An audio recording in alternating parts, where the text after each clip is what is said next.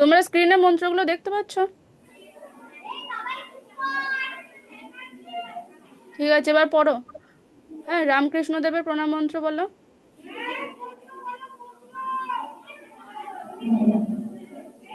বলো।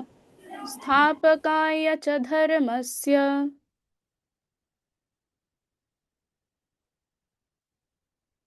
সর্বধর্মস্বরূপিণে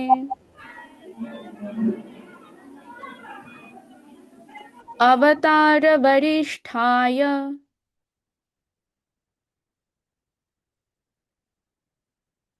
रामकृष्णाय ते नमः।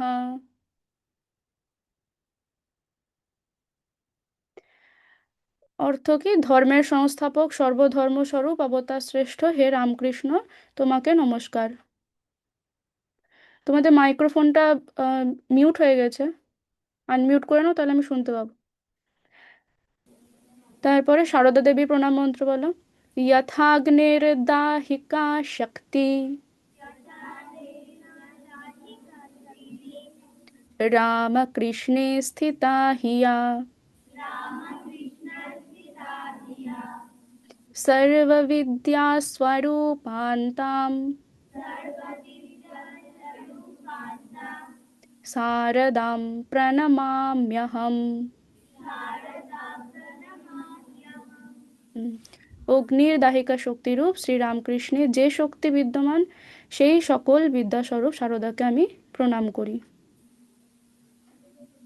স্বামীজির প্রণাম মন্ত্র। নমঃ শ্রেয়তিরাজায় विवेकानंद सूरये सच्चित् सुख स्वरूपाय स्वामिने तापहारिणे ও শ্রীমান সন্ন্যাসীরাজ সচ্চিদানন্দ স্বরূপ ত্রিতাপহারী সর্বজ্ঞ স্বামী বিবেকানন্দকে নমস্কার।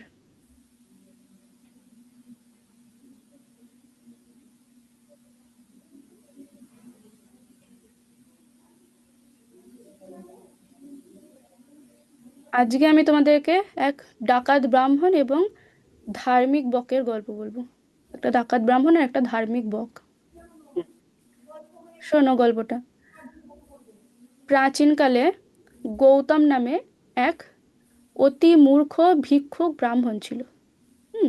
সে দেশে দেশে ভিক্ষা করে বেড়াতো। এবার ভিক্ষা করতে করতে সে উত্তর দেশে এক ডাকাতের বাড়িতে গিয়ে উপস্থিত হলো। উপস্থিত হয়ে সে দেখলো যে সেই গ্রামের মানে ওই ডাকাত সেই তার গ্রামের সব লোকজনকে খুব সুখে রেখেছে। হ্যাঁ, তাদের খাওয়া পড়ার আনন্দ আহ্লাদের মানে কোনো সীমা নেই। তো ব্রাহ্মণ সেই ডাকাতের কাছে উপস্থিত হয়ে তাকে বলল যে আমার থাকার খাওয়ার পরার কিছু নেই, তো তুমি আমাকে একটা বাড়ি দাও আর 1 বছরের মতো থাকা খাওয়ার একটু ব্যবস্থা করে দাও, আমি তোমার গ্রামে বাস করতে চাই। তো ডাকাত মানে একজন ব্রাহ্মণ একজন ডাকাতের কাছে গিয়ে চাইছে। তো ডাকাত তো খুব খুশি হলো যে একজন ব্রাহ্মণ আমার কাছে এসছে। তো তখন ডাকাত বলল যে ঠাকুর, আমার তো আপনার অনেক কৃপা যে আপনি আমার ঘরে এসেছেন। হ্যাঁ, এই বলে সে ওই ব্রাহ্মণকে আহ, ঘর বাড়ি দিল, থাকা খাওয়ার মানে খাওয়ার ব্যবস্থা করে দিল, পোশাক আশাক দিল। দিয়ে ব্রাহ্মণ খুব মানে আনন্দে আহ্লাদে সেই গ্রামে থাকতে আরম্ভ করলো। তারপর দিন যায় মাস যায়, গৌতম ঠাকুরের আর ওই গ্রাম ছেড়ে যেতে ইচ্ছা হয় না। তার মনে হলো যে এইসব পূজা আর্চা করে করা তো মানে পূজা আর্চা করা খুব বড়ই কষ্টের। তারপর ভিক্ষা করা নিতান্তই নির্বোধের একটা কাজ। তো সুতরাং ভিক্ষা করে কেন মরবো, এসবের থেকে ডাকাত হওয়াই ভালো। তো অল্প দিনের ভিতরেই সেই ব্রাহ্মণ ডাকাতের একটা মেয়েকে বিয়ে করে তারপর তীর ধনুক চালাতে শিখে নিয়ে বিশাল বড় একটা মোটাসোটা চেহারা বানিয়ে মস্ত বড় একটা ডাকাত হয়ে গেল। তো তার মতো ডাকাতি করতে ওই তল্লাটা আর কেউ পারতো না। হ্যাঁ, সে যখন ডাকাতি করতে যেত না তখন সে শুধু পাখি মেরেই সময় কাটিয়ে দিত। তো গৌতমের একজন পরম ধার্মিক এবং আহ, পণ্ডিত ব্রহ্মচারী বন্ধু ছিল। হ্যাঁ, সেই বন্ধু অনেক দিন ডাকাতের কোনো খবর পাচ্ছে না। তো খবর না পেয়ে সে দেশে দেশে তার সন্ধান করতে বেরিয়ে যায়। তো সন্ধান করতে করতে সে ওই মানে বন্ধু তখন ওই ডাকাতের গ্রামে এসে উপস্থিত হয়। সেখানে এসে সেই ধার্মিক তপস্বী দেখেন যে তার ছোটবেলার সেই প্রিয় বন্ধু একটা মরা হাঁস কাঁধে করে ডাকাতের বেশে তার দিকেই আসছে। তো তাকে দেখে তিনি খুব আশ্চর্য হয়ে যান এবং খুব দুঃখও পান। তো দুঃখিত হয়ে তিনি বলেন যে ভাই, তুমি ব্রাহ্মণ ছিলে, হ্যাঁ, তোমার এরকম দুর্দশা কি করে হলো? তুমি কি ভুলে গেছো তুমি কোন কুলে জন্মেছো? তোমার মনে নেই সেই সব কথা? তো শীঘ্রই তুমি এই স্থান ত্যাগ করো। তো বন্ধুর মুখে ডাকাতের মানে গৌতমের এইসব কথা শুনে ওর একটু অনুতাপ হলো। দিয়ে সে খুব মানে কাঁদতে শুরু করলো। এবার কাঁদতে কাঁদতে সে দিয়ে বলল যে ভাই, আমি অতিশয় মূর্খ আর দরিদ্র ছিলাম, তো তাই লোভে পড়ে আমার এরকম দশা হয়েছে। তবে তুমি যখন এখানে এসে পড়েছো, তো আজকের রাতটা দয়া করে তুমি আমার বাড়িতেই থেকে যাও। কাল সকাল হলে আমরা দুজন মিলে এখান থেকে চলে যাব। তো যেহেতু রাত হয়ে গেছিল, তো তখন ওই গৌতমের কথায় তপস্বী সেই রাত্রির জন্য তার বাড়িতে থাকতে রাজি হয়ে গেল। কিন্তু প্রচণ্ড খিদে পেয়েছিল, প্রচণ্ড খিদেতে কাতর হয়েও সে কিন্তু ওই অপবিত্র স্থানে এক বিন্দু জলও স্পর্শ করলো না, বন্ধুর বাড়িতে। হ্যাঁ, তারপর সকাল হওয়া মাত্রই ওই ধার্মিক ব্রাহ্মণ সে চলে গেল ওখান থেকে। তার কিছুক্ষণ পরে গৌতমও বাড়ি থেকে বেরিয়ে সমুদ্রের দিকে যাত্রা শুরু করলো। এবার সেই পথে একদল বণিক যাচ্ছিল। তো তাদেরকে দেখে সে তাদের সঙ্গে যেতে শুরু করলো। হ্যাঁ, তারপর চলতে চলতে খানিকটা দূর যাওয়ার পর একটা পর্বতের গুহার কাছে গিয়ে তারা উপস্থিত হলো। তখন একটা প্রকাণ্ড হাতি গর্জন করতে করতে সেই বণিকদের আক্রমণ করলো। এবার গৌতম তখন প্রাণের ভয়ে বনের ভিতর দিয়েই উত্তর দিকে মুখ করে ঊর্ধ্বশ্বাসে ছুটতে লাগলো। সেভাবে ছুটতে ছুটতে সে যে কত দূর গেল, হ্যাঁ, সেটা আজ পর্যন্ত তার ভেবে দেখার সময় হলো না।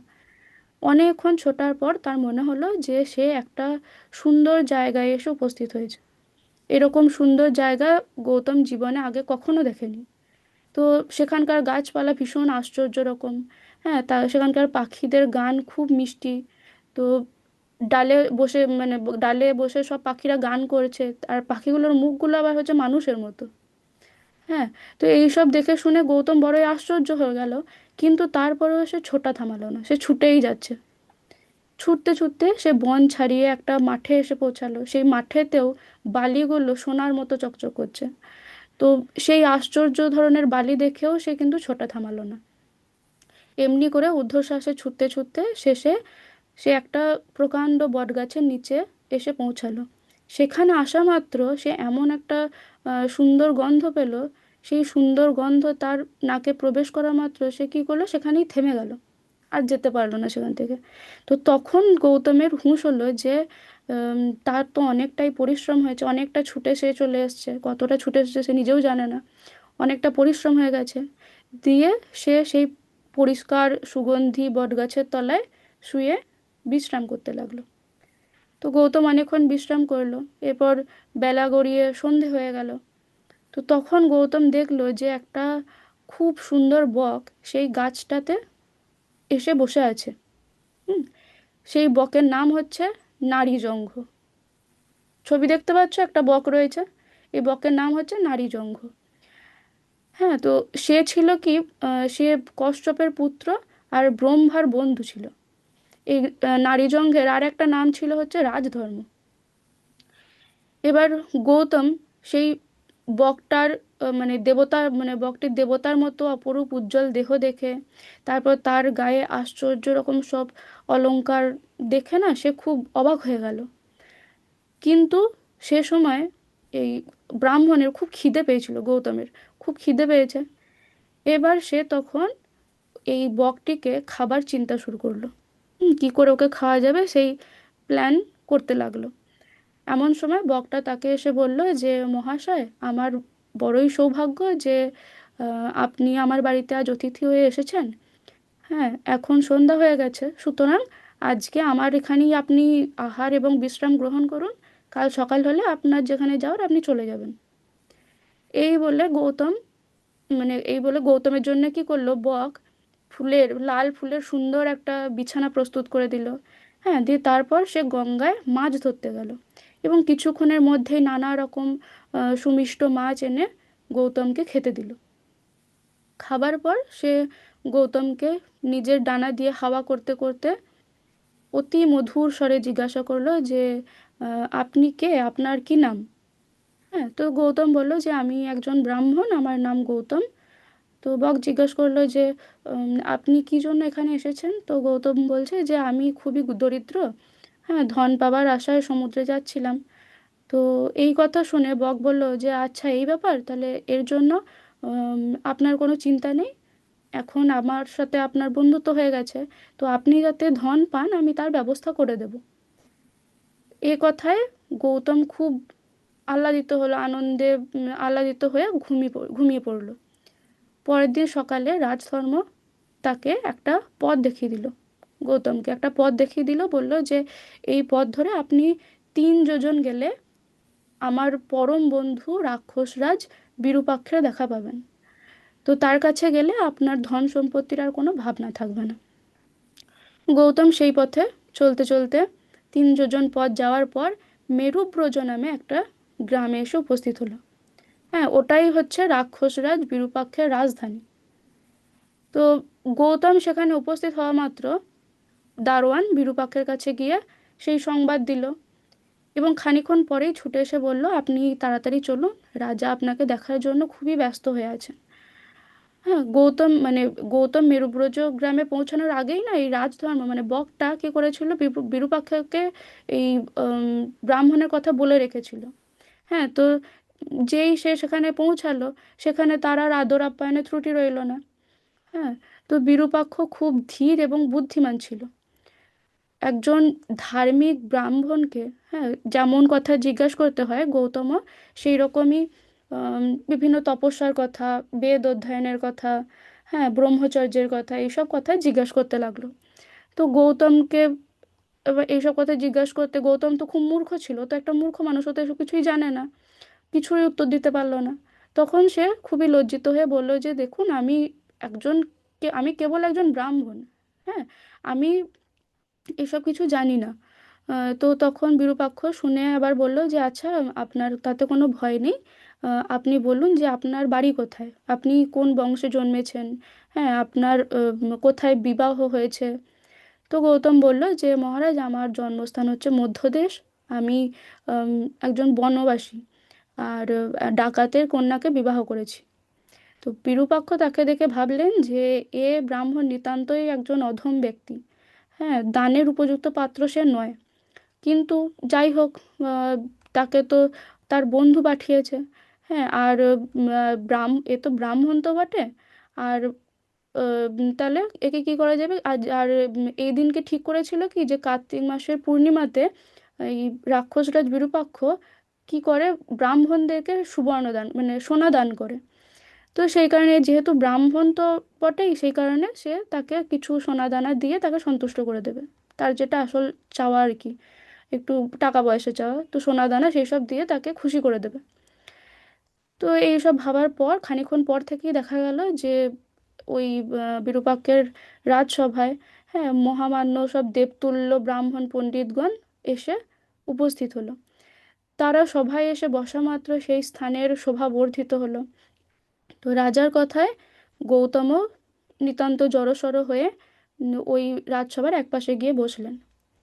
তো রাজা তাদের প্রত্যেককে রাশি রাশি ধনরাশি ধনরত্ন দান করলেন, দিয়ে বিনয়ের সঙ্গে বললেন যে ঠাকুর মহাশয়েরা, কেবল আজকের দিনটির জন্যই আমার রাক্ষসেরা মানুষ খাওয়া বন্ধ রেখেছে। সুতরাং আপনারা আপনাদের ধনরত্ন নিয়ে যত তাড়াতাড়ি পারেন এখান থেকে চলে যান। বেশি বিলম্ব করবেন না, কারণ বিলম্ব করলে আপনাদের বিপদ হতে পারে। তো এ কথা শুনে ব্রাহ্মণরা আর একটুও অপেক্ষা না করে নিজ নিজ সম্পত্তির পুঁটলি বেঁধে সেখান থেকে তাড়াতাড়ি বেরিয়ে গেল, সকলেই বেরিয়ে গেল।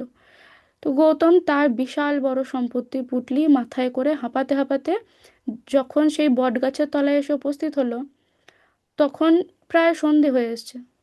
তো ক্ষুধায় তৃষ্ণায় তার ভীষণ মানে পরিশ্রমও হয়েছে প্রচুর। তখন সে মানে তা পরিশ্রমের সে আর গায়ের মধ্যে তার নিজের শরীরে আর শক্তি পাচ্ছে না। হ্যাঁ, তো সেই কারণে সে ওই বটগাছের তলায় পুঁটলিটা রেখে বিশ্রাম করতে লাগলো। এমন সময় রাজধর্ম মানে বকটা রাজধর্ম সেখানে এসে উপস্থিত হলো, এবং তাকে ক্লান্ত দেখে ব্যস্তভাবে নিজের ডানা দিয়ে তাকে হাওয়া করতে লাগলো। তারপর রাজধর্ম তাড়াতাড়ি ভালো ভালো মাছ এনে তাকে পেট ভরে খেতেও দিল।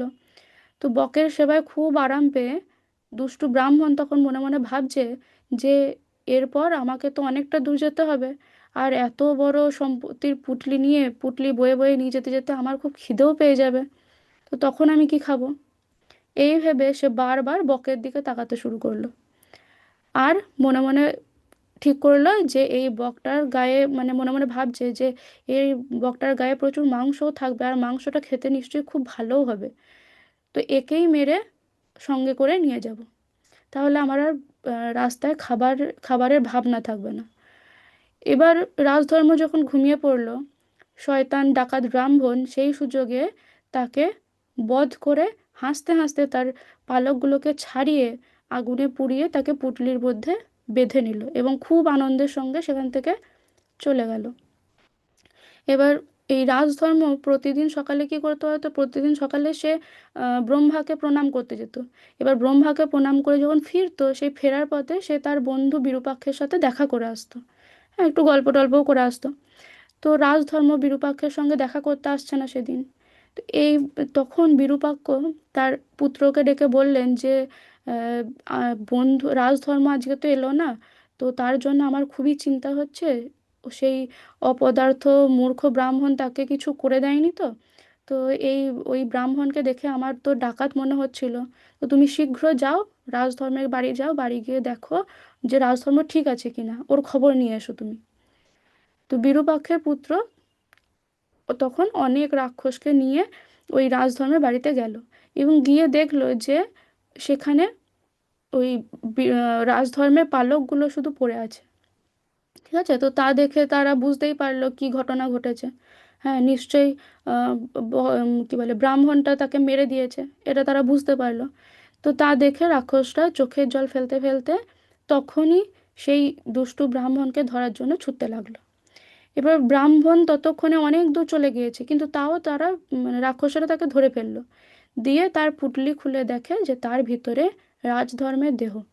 হ্যাঁ, অমনি তারা ওই গৌতমের চুলের মুঠি ধরে একেবারে বিরূপাক্ষের কাছে নিয়ে গেল। এবার বন্ধুর মৃতদেহ দেখে বিরূপাক্ষ খুব কষ্ট পেল।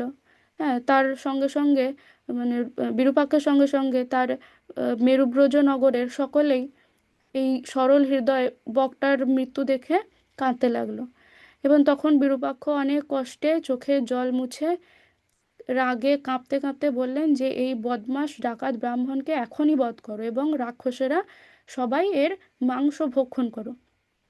তো রাজার আদেশে রাক্ষসগণ তাকে বধ করলো, কিন্তু এই মহাপাপীর মাংস কেউ খেতে চাইলো না, কোনো রাক্ষস খেতে চাইলো না। তারপর সুগন্ধি কাঠের সুসজ্জিত চিতা প্রস্তুত করে সকলে মিলে রাজধর্মের দেহ দাহ করতে গেল। এবার তখন সেই বকের মা সুরভি বকের মায়ের নাম হচ্ছে সুরভি। তো সেই সুরভি স্বর্গ থেকে ঠিক সেই চিতার উপরে এসে উপস্থিত হলেন, এবং তার মুখ থেকে ক্রমাগত অমৃততুল্য দুধ আর ফেনা বের হতে লাগলো। এবার সেই ফেনা বকের শরীরে পড়া মাত্র সে বেঁচে গেল এবং চিতা থেকে উঠে বিরূপাক্ষের সামনে এসে দাঁড়ালো। তখন সকলের আর আনন্দের সীমা রইল না, সবাই মানে রাজধর্ম বেঁচে গেছে, সবাই খুব আনন্দ করতে লাগলো। হ্যাঁ, দেবতারা পর্যন্ত আনন্দ করতে চলে আসলো। এবার দেবতারা আনন্দ করতে এসে বিরূপাক্ষকে ধন্যবাদ জানালো। সেই সময় ইন্দ্র বললেন যে দেবরাজ ইন্দ্র বলছেন যে ব্রহ্মার সভায় যেতে অবহেলা করার জন্যই তিনি রাজধর্মকে অতি দীর্ঘকাল বেঁচে থাকার একটা অভিশাপ দিয়েছিলেন, শাপ দিয়েছিলেন। তো সেই জন্যই আর সুরভির দুগ্ধের ফেনার গুণে রাজধর্ম আজকে বেঁচে গেল। এবার রাজধর্ম বেঁচে গিয়ে ব্রাহ্মণের দোষ ক্ষমা করে দিয়ে ইন্দ্রকে প্রণাম জানিয়ে বিনয়ের সঙ্গে বলছেন যে, দেবরাজ, আমার প্রতি যদি আপনার দয়া হয়ে থাকে তবে আমার বন্ধু গৌতমকেও বাঁচিয়ে দিন। ঠিক আছে। দিয়ে এই কথা ইন্দ্রর কাছে যেহেতু রাজধর্ম চাইলো, তো সেই কারণে ইন্দ্র কি করলো, তখনই গৌতমকে আবার তার জীবন ফিরিয়ে দিল, তাকে বাঁচিয়ে দিল। কিন্তু বেঁচে গেলেও তার কৃতকর্মের শাস্তি কিন্তু সে পেয়েছিল, সে কোনো দিন আর সুখে জীবনযাপন করতে পারেনি। এই হচ্ছে গল্প। এই গল্পটা আহ, মহাভারতের, মহাভারতে আছে। হ্যাঁ, মহাভারতে এরকম অনেক ছোট ছোট গল্প আছে, তো সেখান থেকেই একটা গল্প এটা। তো এই গল্পটা থেকে কি শিখলে বলো তো, কি শিক্ষা পেলে? এই গল্পটা থেকে কিছু শিক্ষা পাওয়া গেল, এবার সেটা দেখো। দেখো কি বলছে, শ্লোকটাতে বলছে, ক্ষমাতুল্যম তপো নাস্তি। বলো। ন সন্তোষাৎ পরম সুখম, ন তৃষ্ণায়াঃ পরো ব্যাধিः, न च धर्मो दयापरः।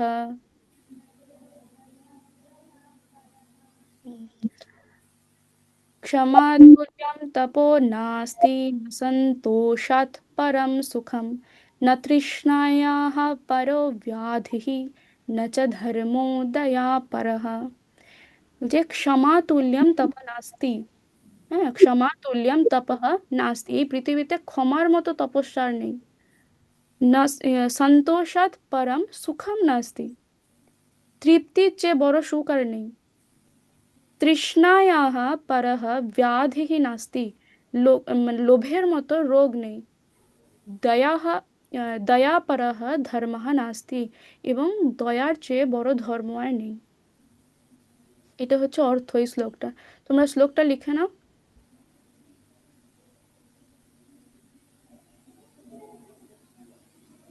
আর একবার তোমরা এটা নিজে বলো তো দেখি, শ্লোকটা একবার নিজে পড়ো দেখি, আমি না বলে দেওয়ার পর।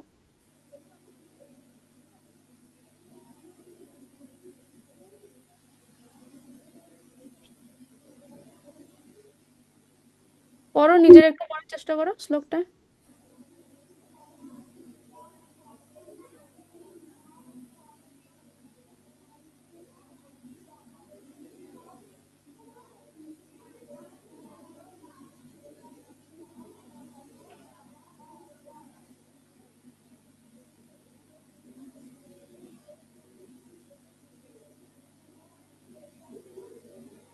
লিখে নাও তাড়াতাড়ি একটু।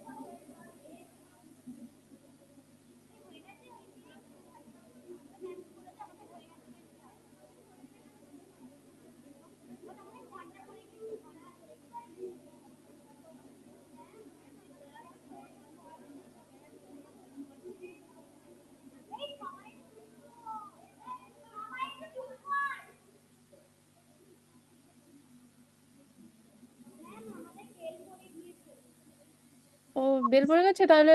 এটা পরের দিন লিখে নিও, লিখেছো কি তোমরা? না হলে নেক্সট দিন লিখে নিও, আমি দেখিয়ে দেবো একবার। আচ্ছা, আজকে এতটাই থাক। ওম শান্তি শান্তি শান্তি, হরি ওম তৎসৎ, শ্রীরামকৃষ্ণার্পণমস্তু।